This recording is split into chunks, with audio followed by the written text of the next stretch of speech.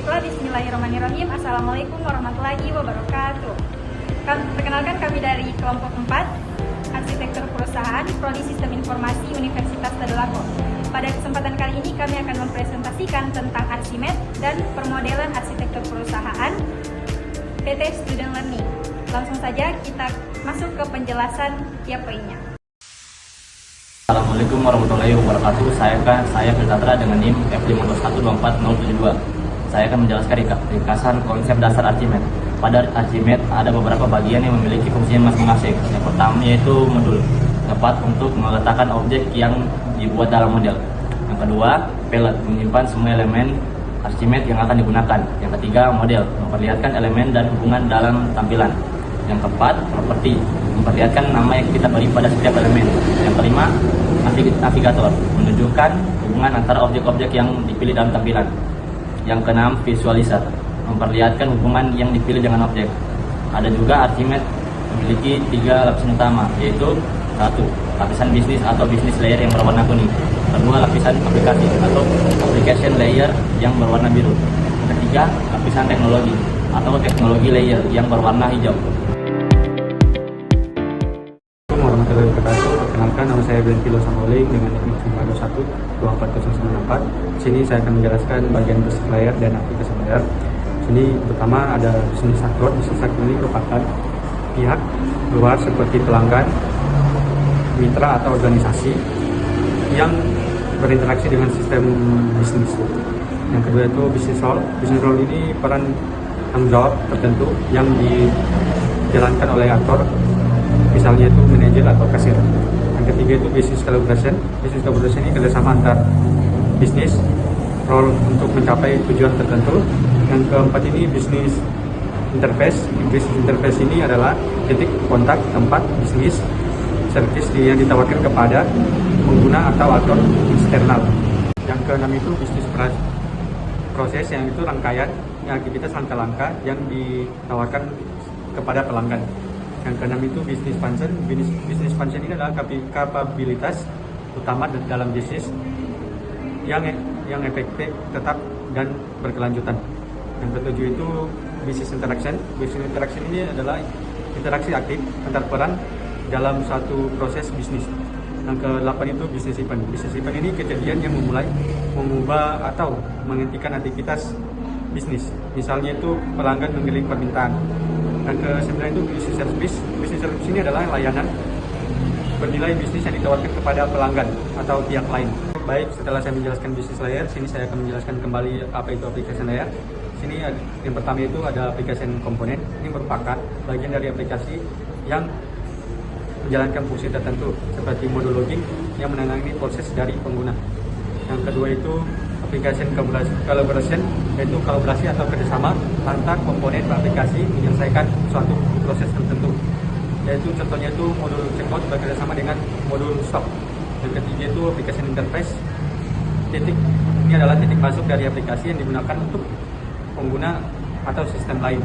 Contohnya itu API pembayaran atau tampilan halaman login. Yang keempat itu application function, itu fungsinya itu untuk spesifik yang dilakukan oleh aplikasi. Contohnya itu fungsi menghitung total belanja dan memvalidasi form input.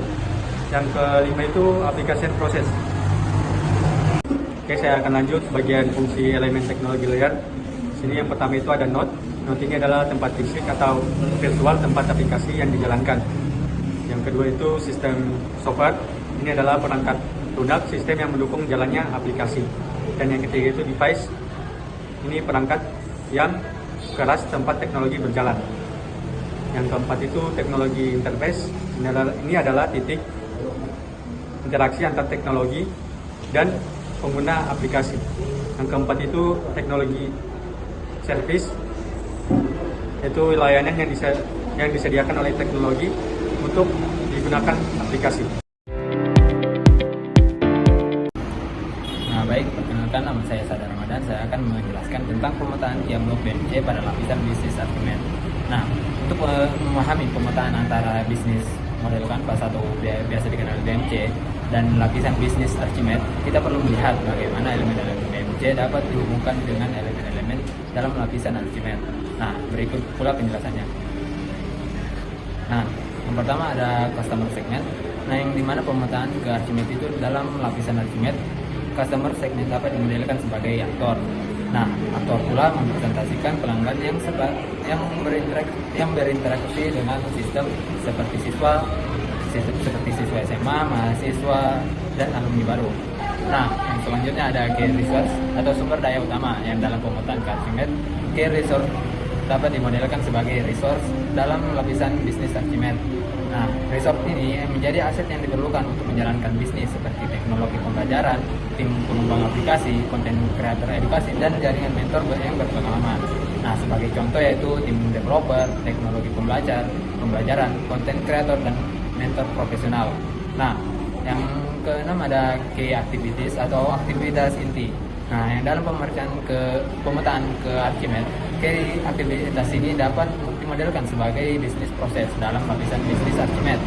Nah, bisnis proses atau Archimedes inti yang dilakukan oleh perusahaan seperti membuat konten video yang berkualitas, pengembangan aplikasi, dan promosi ke target. Nah, sebagai contohnya itu proses produksi konten video, pengembangan aplikasi learning, dan aktivitas promosi. Nah, yang ketujuh ada key partnership atau kemitraan utama. Yang dalam pemetaan ke Archimedes, key partnership ini dapat dimodelkan sebagai kolaborasi atau partner relationship dalam lapisan bisnis Archimedes. Nah, sebagai kolaborasi atau kerjasama dengan mitra eksternal seperti mentor profesional, platform pembayaran digital, dan komunitas pendidikan. Nah, selain yang ada juga partner relationship sebagai hubungan strategis dengan pihak ketiga yang mendukung operasional bisnis. Nah, yang ke-8 ada cost struktur atau struktur biaya. Nah, yang dalam pemetaan ke Archimedes ini cost struktur dapat dimodelkan sebagai constraint atau motivation dalam lapisan bisnis Archimedes. Nah, yang dimana constraint atau batasan-batasan yang mempengaruhi biaya operasional seperti gaji tim konten dan developer, serta mentor, biaya server aplikasi, dan pemasaran media sosial. Nah, yang selanjutnya ada motivation atau tujuan-tujuan yang mendorong efisien biaya seperti mengurus biaya operasional melalui interaksi teknologi. Nah, yang kesembilan ada revenue stream atau aliran pendapatan. Yang dalam pemetaan Archimedes, revenue stream ini dapat dimodelkan sebagai value stream dalam lapisan bisnis Archimedes. Nah, value stream ini menjadi aliran nilai yang menciptakan pendapatan seperti langganan premium, penjualan kelas eksklusif, dan kerjasama dengan sekolah-sekolah. Nah, sebagai contoh kecilnya itu seperti langganan premium, penjualan kelas eksklusif, dan kerjasama dengan sekolah. Kenalkan, nama saya Agus Sabila dengan NIM F52124. Jadi sini saya akan menjelaskan tentang benang merah antara Archimedes dan DMC. Pertama, customer segment dan motivation layer. Keduanya memiliki fokus pada pelanggan sebagai pusat bisnis. Yang kedua, value proposition dan business architecture. Keduanya menjelaskan nilai yang ditawarkan kepada pelanggan. Yang ketiga ada channel dan business interface. Keduanya menjelaskan saluran komunikasi dan distribusi. Terus yang keempat ada key research dan research, di mana keduanya menjelaskan sumber daya utama yang diperlukan untuk menjalankan sebuah bisnis. Nah, yang kelima ada key partnership dan application component, di mana keduanya menjelaskan mitra strategis yang mendukung operasional bisnis Archimedes lebih efektif. Oke, saya Nia Hijriani dengan NIM F521-24079. Jadi saya akan menjelaskan tentang alasan tiap-tiap layer dari ide bisnis kami. Jadi yang pertama ada business layer.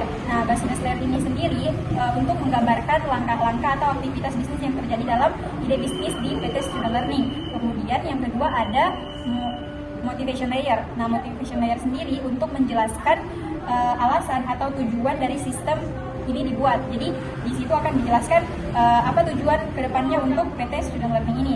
Kemudian yang ketiga ada application layer. Nah, application layer ini sendiri berfungsi untuk menunjukkan sistem digital yang digunakan untuk menjalankan layanan bisnis. Jadi sistem digital apa saja yang digunakan dalam proses bisnisnya. Kemudian yang terakhir ada teknologi teknologi layer. Nah, yang dimana teknologi layer ini sendiri berfungsi untuk menopang aplikasi agar bisa bekerja. Nah, di sebelumnya ada application layer yang mengarah ke business layer. Nah, di application ini sendiri akan ditopang oleh teknologi. Baiklah, mungkin itu saja yang dapat kami sampaikan. Kurang dan lebihnya mohon dimaafkan. Apabila ada kesalahan kata dan kesalahan pada pemetaan Archimedes, wabillahi taufiq wal hidayah. Wassalamualaikum warahmatullahi wabarakatuh. See you.